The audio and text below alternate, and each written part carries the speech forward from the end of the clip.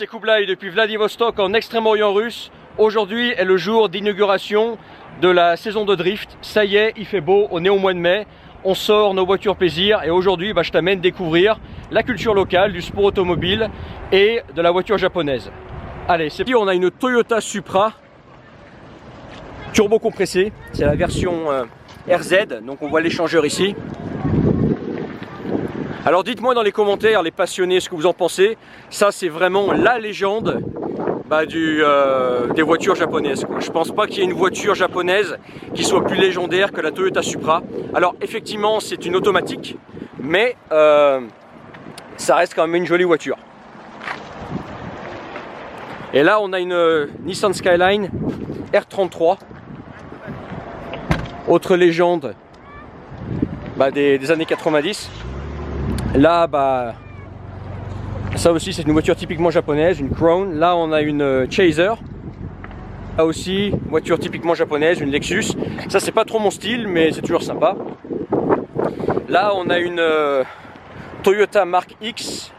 Pas trop mon style, un peu lent pour moi mais toujours sympa. Alors là on a un truc qui n'a rien à voir. C'est une Mercedes C63 AMG. Ouais, C63 AMG. Pas japonaise, avec le volant à gauche bien évidemment, toujours sympa.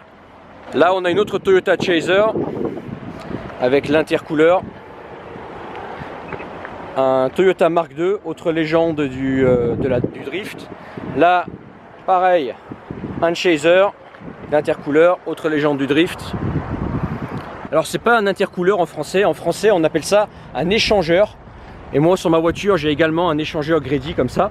Une autre Toyota Supra.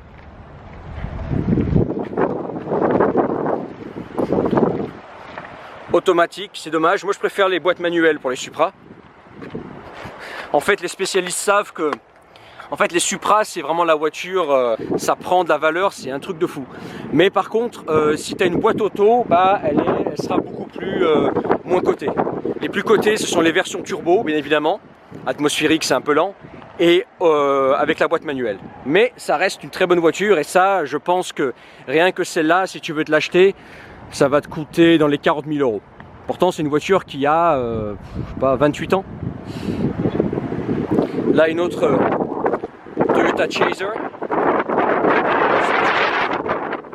Là une Camry, alors ça c'est un peu lent mais bon, le mec il a tuné. C'est sympa mais bon c'est un peu lent.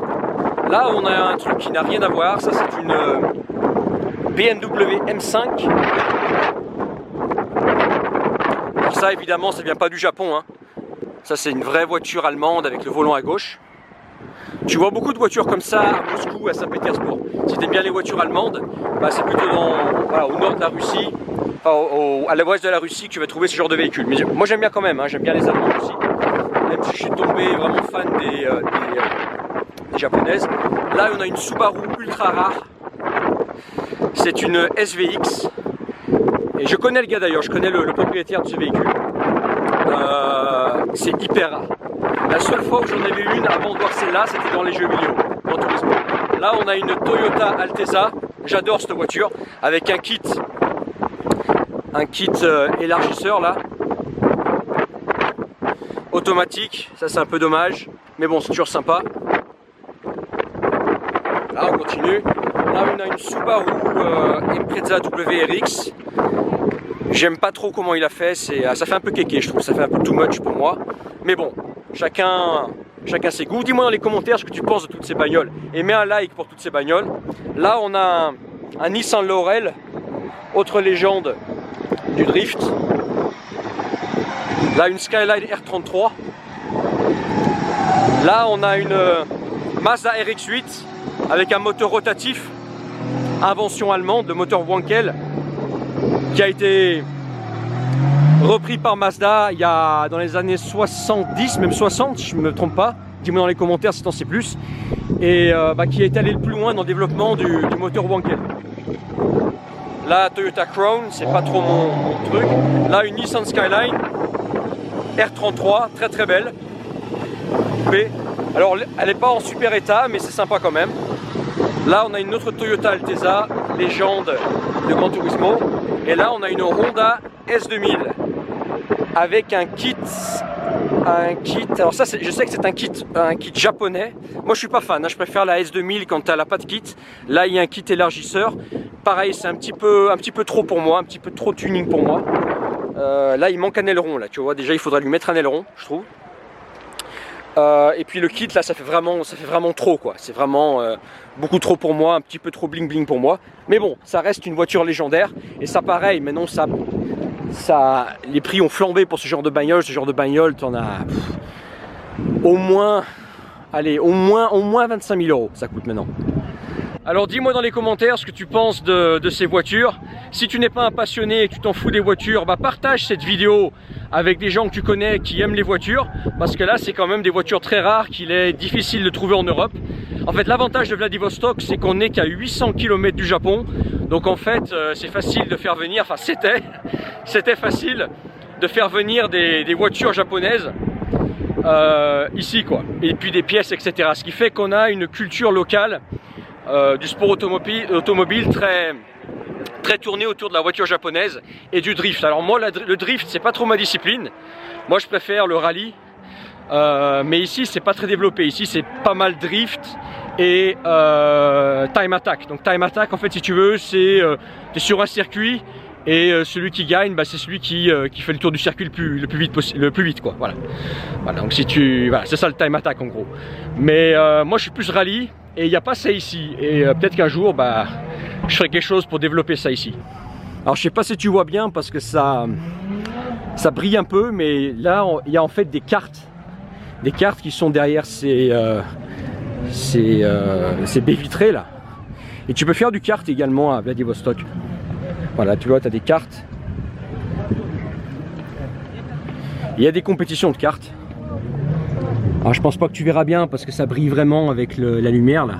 Aujourd'hui il y a un plein soleil.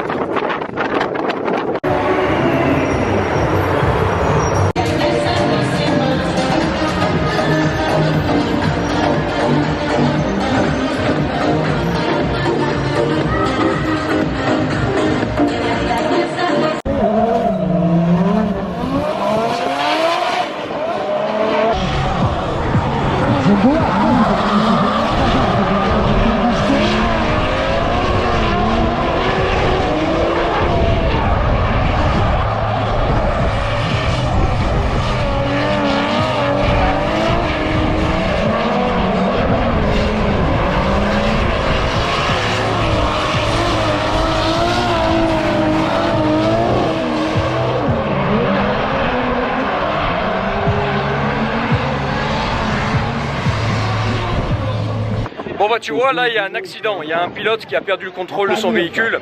Alors ça arrive, hein. Ça arrive au drift, au rallye, au circuit, ça arrive tous les jours.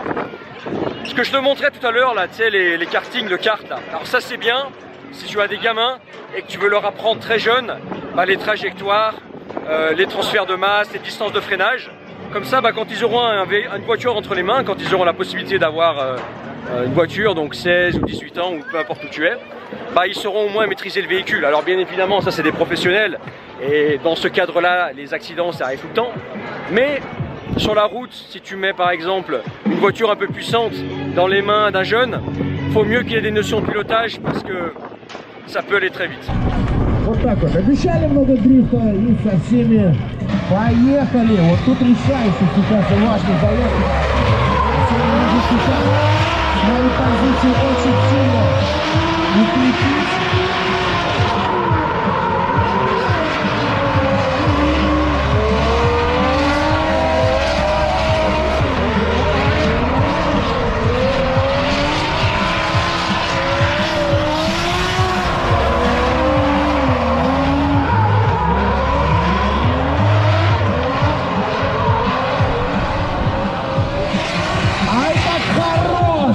Как хорошо!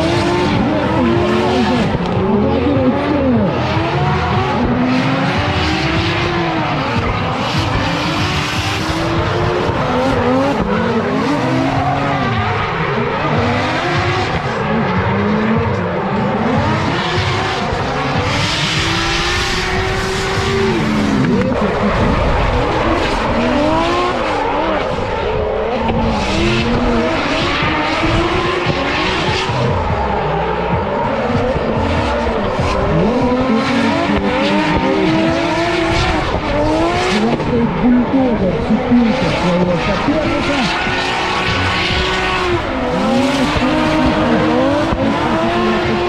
Только лишь на перекладке. Ouais, donc en gros les gars, aujourd'hui était le premier événement de drift de 2022 à Vladivostok avec le beau temps qui arrive. En tout cas, si tu as aimé cette vidéo, mets ton pouce bleu, laisse un commentaire en bas de cette vidéo et dis-moi ce que tu as aimé de ce que tu as vu, des voitures, etc. Si tu aimes également les voitures. En tout cas, ça, que tu aimes les voitures ou pas et le sport automobile, ça fait partie de la culture locale, ça fait partie voilà, des activités qui sont très pratiquées ici en Extrême-Orient russe. Et pour finir avec le meilleur, rejoins mes contacts privés, le premier lien dans la description, tu cliques sur le lien qui est tout en bas de la vidéo là.